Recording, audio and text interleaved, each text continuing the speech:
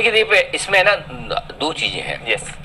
Business model वगैरह इसके हिसाब से आप देखेंगे नए जमाने का बिजनेस है, ऐसा लगता है कि इस तरह की कंपनियां पोर्टफोलियो में होनी चाहिए। इसमें कुछ अच्छी चीजें भी, कुछ खराब चीजें। पहले तो ये बता दो, अगर आप लॉन्ग टर्म इन्वेस्टर हैं तो ही पैसा लगेगा। शॉर्ट टर्म के लिए, लिस्टिंग गेन के लिए लगाने के लिए सोचें तो ये आईपीओ आपके लिए नहीं। ओके। पहली चीज तो बहुत क्लियर है। ओके। और लिस्टिंग इशू प्राइस के आसपास हो सकती है, थोड़ी नीचे हो सकती है, थोड़ी ऊपर हो सकती है। दोनों चीज पॉसिबल है कि 10% ऊपर 10% नीचे की लिस्टिंग भी आप सोच सकते। अगर उसमें आपको दिक्कत नहीं है तो ही पैसा लगाइए। ऐसा नहीं होना चाहिए कि लिस्टिंग के दिन मेरा भाव नीचे ना दिखे।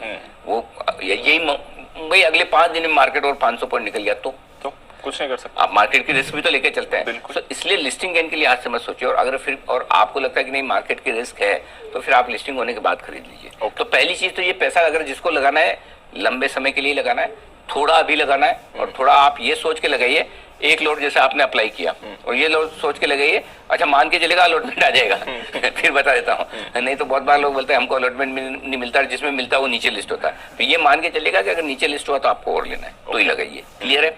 क्लियर है। अब क्या अच्छा है, जो कंपनी में इन्वेस्टर्स हैं एक के बाद एक बड़े बहुत अच्छे इन्वेस्टर्स हैं जिनकी बैकिंग है। यस। अच्छे इंस्टीट्यूशनल नाम है, एक से एक। तो आईसीसी बैंक जैसे इन्वेस्टर्स हैं, और भी ब्लैकस्टोन है, आईएफसी इंटरनेशनल फाइनेंस कॉर्पोरेशन है। ये सारे अच्छे इन्वेस्टर्स हैं। प्लस एंकर बुक जो बन के आई वो भी अच्छी दिख रही है। Yes. ऐसे लोगों ने एंकर बुक में पैसा लगाया जो लॉन्ग टर्म के लिए पैसा लगाते हैं, तो उस हिसाब से थोड़ा कंफर्ट कॉन्फिडेंस आता है। दूसरा, ग्रोथ ट्रैक रिकॉर्ड पिछले 3 साल का जो हमारे पास में काफी अच्छा है, और आगे के लिए आउटलुक भी बढ़िया है, क्योंकि डिजिटल पेमेंट्स में पूरी दुनिया जा रही है, हिंदुस्तान जा रहा है, तो इनका बिजनेस तो बढ़ने वाला है। और हिंदुस्तान के 90% ज्योग्राफी में 90% जिलों में ये पहुंच चुके हैं, तो रीच भी बन रही है। बहुत कम स्टार्टअप्स हैं जो प्रॉफिट मेकिंग है, ये भी इसी साल प्रॉफिट मेकिंग हुए हैं, लेकिन है तो है। तो प्रॉफिट मेकिंग है, आईपीओ से जस्ट पहले प्रॉफिट मेकिंग हुआ है, जैसे नायका हुआ है। Yes. तो ये भी नए जमाने का बिजनेस है, अभी अभी प्रॉफिट मेकिंग हुआ है, तो वो पॉजिटिव है। तीसरा, प्रॉफिट बनाना। अब नेगेटिव क्या है, कंपटीशन बहुत है। Yes. 6 full fledge payment banks हैं ऑलरेडी। Yes. और इनमें सबसे बड़ा है पेटीएम, जिसका आईपीओ भी आ रहा है। ये पेटीएम के बाद दूसरा सबसे बड़ा पेमेंट बैंक है, नंबर 2 है। पेटीएम और इनकी साइज में 4 गुना से ज्यादा का फर्क है। वाओ। ये इतने छोटे हैं पेटीएम से, लेकिन पेटीएम अभी भी लॉस मेकिंग है और ये प्रॉफिट कर रहा है। फर्क क्या है?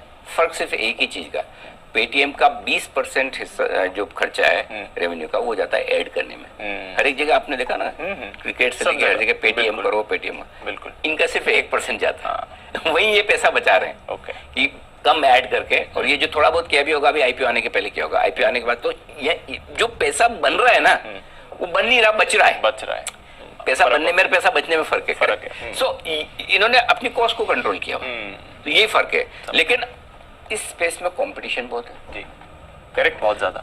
पेटीएम से ये सबसे बड़ा कंपटीशन, तो बिल्कुल उनकी साइज के हिसाब से, तो ये बड़ा एक चीज है। दूसरा बड़ा रिस्क है जो आईआरसीटीसी का सुनने के बाद मुझे और ध्यान में आता है, सरकार कभी भी नियम बदल ले। पेमेंट बैंक को लेकर लगातार लाइसेंस बांट रही सरकार, इस तरफ पूरा फोकस है कि हिंदुस्तान में हर आदमी डिजिटल हो जाना चाहिए बैंकिंग के हिसाब से। तो नियम बदल सकते हैं, और वो नियम बदले तो इनके वैल्यूएशंस बदल सकते हैं, तो वो इनके हाथ में नहीं है। लेकिन वो रिस्क इन्वेस्टर्स के लिए तो है। बिल्कुल। सो ये 2 चीजें, तो इसलिए जो रिस्क लेने वाले इन्वेस्टर्स हैं, लॉन्ग टर्म के लिए लगाना चाहते हैं, वही लगाएं, नहीं तो फिर छोड़ दें। लिस्टिंग गेन के लिए जाने दें। ना, लिस्टिंग गेन के लिए नहीं। ठीक है, क्लियर है। तो फिनो पेमेंट्स बैंक, इसका आईपीओ भी